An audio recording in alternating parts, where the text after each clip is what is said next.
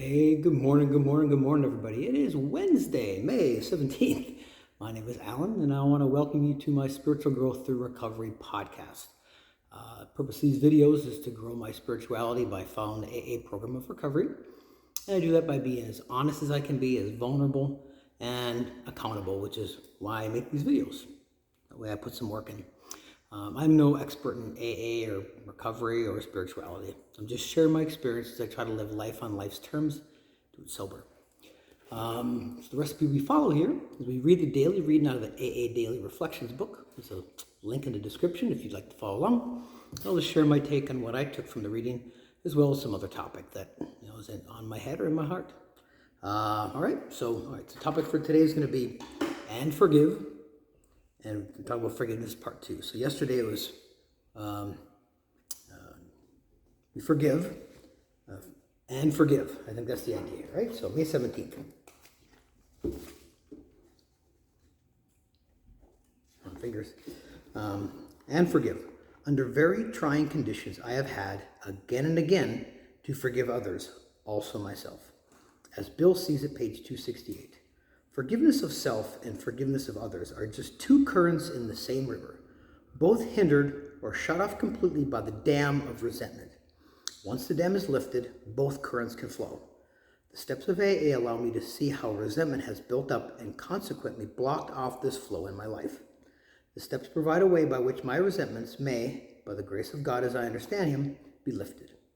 It is a result of this solution that I can find the necessary grace which enables me to forgive myself and others.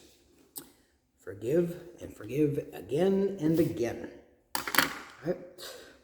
So I guess so some of the things I took was, it says under very trying conditions, we've had to forgive over and over again.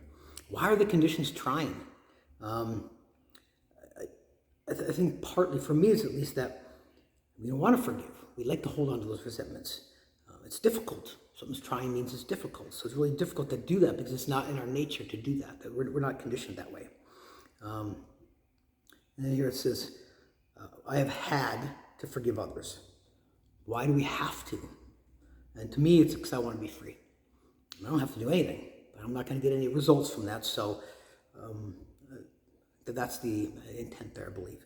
And then again and again, we're not naturally conditioned to forgive. We're just not. Or we probably wouldn't have had as many resentments as we've had. So it's just something we got to keep practicing, keep working at it. Maybe for the rest of our lives, but it's still progress, right? Then it talks about how all this forgiveness of self and others is blocked by the dam of resentment.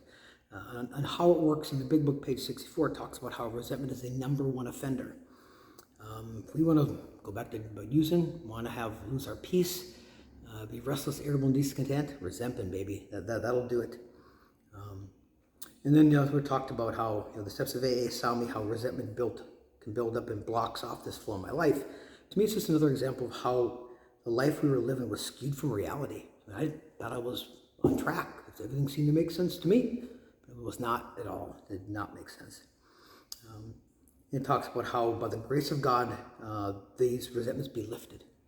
Once again, not on our own willpower. We cannot do this alone. All right.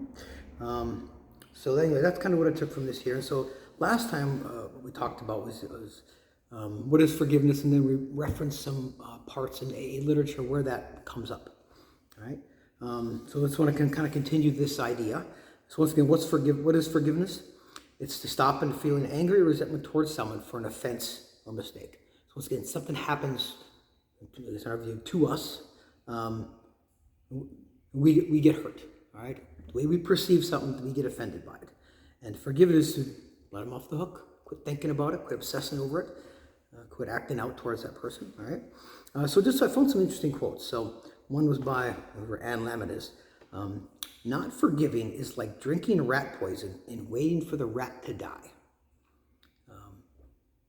We don't realize that we're doing that, and we want them to die, but we're obsessed with that poison, that spiritual poison of resentment. Next one is by Mahatma Gandhi. The weak do not forgive. Forgiveness is an attribute of the strong. That's interesting. I guess if I look at the way I live my life when I'm using, I was pretty much a coward. Took the easy way out a lot. So the fact that this suggests that I'm struggling with it sometimes Must be something that takes strength, because when I'm using it, I'm not very strong. Last one here was, as I walked out the door toward the gate that would lead to my freedom, I knew if I didn't leave my bitterness and hatred behind, I'd still be in prison. Nelson Mandela. So, why should we forgive? Right? When we forgive someone or ourselves, we're both let off the hook. You don't have to feel it, and they don't have to. Maybe they don't know that you're upset with them, but they don't have to feel it either. Right? It gets us out of the victim mode. Victim is like being a slave. It's good for health. We're not going to be stressed out. We're not going to waste our time and energy with something that's worthless. It helps us heal from the wrongs that have been done to us. It helps us heal. So move on.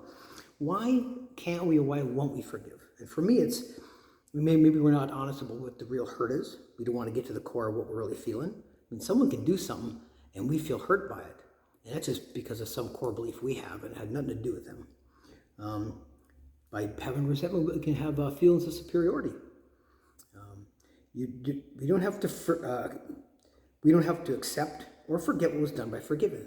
Just because we forgive someone doesn't mean we have to forget it. Sometimes we think that forgiveness is a sign of weakness, and by that quote by Gandhi, it's actually strength. There's an emotional payoff to the resentment. We get that, adrenaline. And then fear, potential emotions that may serve us when we let go and forgive. Once we forgive, then maybe it's back to looking at us and we got to deal with our shit, right? Okay, so how do we become more forgiving? I think first of all, when that hurt comes, we got to sit in it, acknowledge it, maybe put a name to it. How is it affecting us, right? And then, accept what we can't change, okay? According to this, we determine if we forgive, but I think that's something we want to do anyway. I mean, at some point we have to repair the relationship. If we even have to take the high road, I don't want to carry that stuff with me. And forgiveness is a dual benefit, and see that for what it is. And we just forgive, and again and again and again. So, better way of life. I just want to encourage you to just look for opportunities to forgive. Take the high road. Let people off the hook. I'm sure we want to be forgiven. Why can't we start forgive other people, right? So anyway, hope your week is going well. I'll be back tomorrow for another video. So until then, peace out.